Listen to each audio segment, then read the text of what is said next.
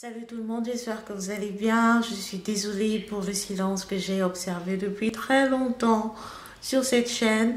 Mais je parie que vous avez remarqué que depuis un certain temps, je publie quand même des shorts, des vidéos d'une minute au maximum parce que ça me prend moins de temps pour le montage en fait. Je suis vraiment navrée, mais je suis toujours là.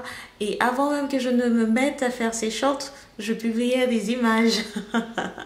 Je suis navrée, mais je suis là. J'espère maintenir le rythme maintenant et je vous assure, je viens à peine de rallumer cette caméra et j'observe des petits bobos. J'espère qu'elle va nous permettre de publier le maximum pour ce qui a trait à la grossesse, comme la vidéo que je vais faire tout de suite qui va parler de la 16e semaine de grossesse. On y va.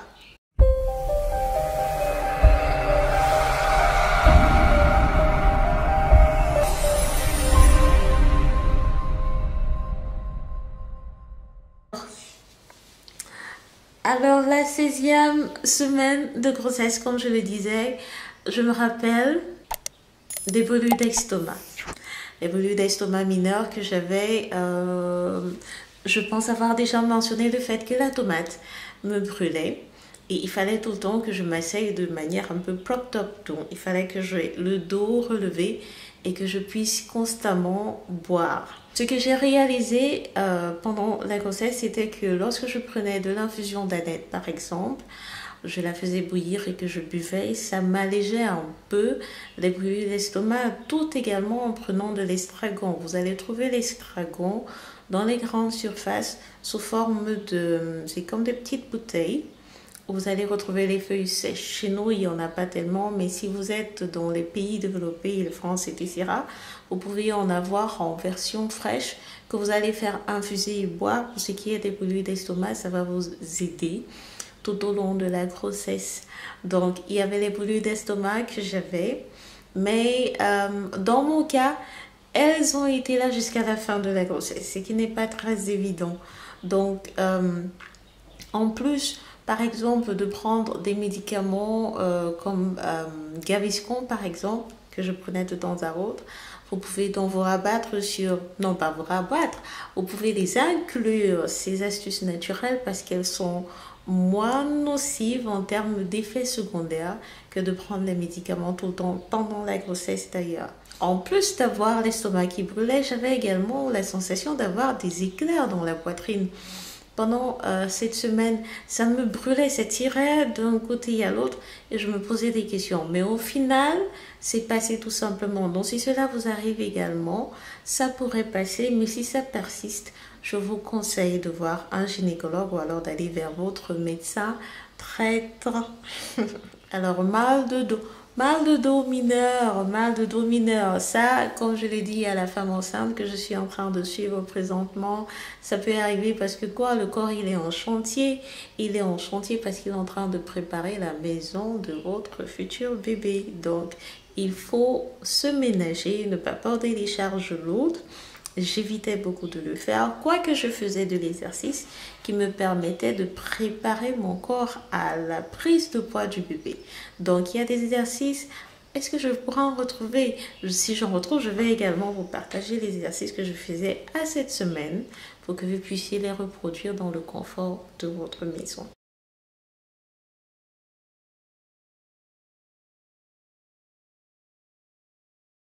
Autre chose, le sommeil trouble. J'avais l'impression d'avoir des demi-sommeils, en fait, des demi-sommeils. Je dormais pas tellement profondément. Et au contraire, c'est en journée que je dormais comme une marmotte. C'est quand même assez étrange. En journée, j'avais la facilité de dormir, mais dans la nuit, ça devenait un peu plus compliqué. Donc, j'avais le sommeil qui était un peu trouble, ça allait, ça venait. Et maintenant, l'envie fréquente d'uriner, elle a commencé à prendre place. Donc, j'allais constamment faire pipi. Dès que je bois, il fallait que j'aille faire pipi, et même dans la nuit. Mais ça ne m'empêchait pas de boire parce que je suis quelqu'un qui a l'habitude de boire déjà bien avant que la grossesse, par exemple, ne m'impose le fait de boire davantage parce qu'il faut toujours permettre à votre corps de réaménager ou alors de recycler le liquide amniotique qui entoure votre bébé, dont il faut boire assez d'eau. Donc moi, je n'avais pas de souci. Je buvais, même s'il fallait que je me lève 10 fois dans la nuit pour aller faire pipi, j'allais faire pipi. Parce que l'eau, c'est la vie. Donc, il ne faut pas vous empêcher de boire parce que vous dites que vous allez refuser ou ça va vous contraindre à faire pipi. Dès le matin, j'avais un bon appétit. J'avais un excellent appétit dès le matin à partir de la 16e semaine. Rien à voir avec mon premier mois de grossesse où c'était franchement l'horreur. Dans les 12 semaines ou les 10 semaines par là. Il n'y avait rien à voir. J'avais un bon appétit dès le matin et mes nausées devenaient de moins en moins fortes. Donc, elles étaient légères maintenant. Je n'avais plus tellement la salive, quoiqu'elle était encore permanente, mais elle était régulée. Je pouvais la contrôler. Ma petite boîte, les souvenirs, ma petite boîte était toujours là, mais je salivais maintenant de façon standard. Donc, il n'y avait plus des pics qui étaient si rares. Alors, pour terminer, les aliments que je ne tolérais pas à cette période, c'était la viande hachée. L'odeur de la viande, toujours, je n'arrivais pas à tolérer. Donc, lorsque je cuisinais la viande, lorsqu'il fallait que je cuisine de la viande, c'était vraiment pour la maisonnée. Mais moi, franchement, c'était une torture. Alors, chez moi, il n'y a personne qui sache cuisiner. Mon mari, en ce temps-là, il ne connaissait pas cuisiner, donc il fallait que je m'y mette pour équilibrer toujours les apports alimentaires de la maisonnée, etc. Donc, il fallait que j'intègre de la viande. Vous n'allez pas imposer quand même vos besoins nutritionnels à la maison parce que vous êtes enceinte. Non. Donc, je prenais sur moi d'ajouter par exemple la viande, même si ça m'horripilait d'en manger ou alors d'en humer l'odeur. Mais les aliments pour lesquels j'étais... Oh, j'adorais, j'en raffolais. Il y avait le corosol.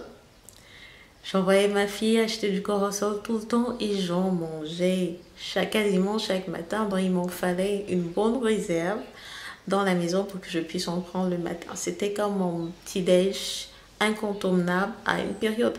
Donc, vous allez remarquer que j'évitais tout ce qui était farine, pain et machin, pâtisserie. Et je me confinée dans les fruits et quasiment tout ce qui était sain. Ce qui a fait en sorte que je n'ai pas pris assez de poids durant ma dernière grossesse. J'ai pris le moins de poids durant ma dernière grossesse que toutes les 3 autres auparavant ou alors au préalable. Donc, à part le corosol que j'adorais, il y a également le lait dont je raffolais. J'aimais beaucoup le lait. Le lait, c'était... mais toujours dans des quantités raisonnables, dont je n'allais pas dans les excès. À ce stade, les mouvements du fœtus se font ressentir davantage.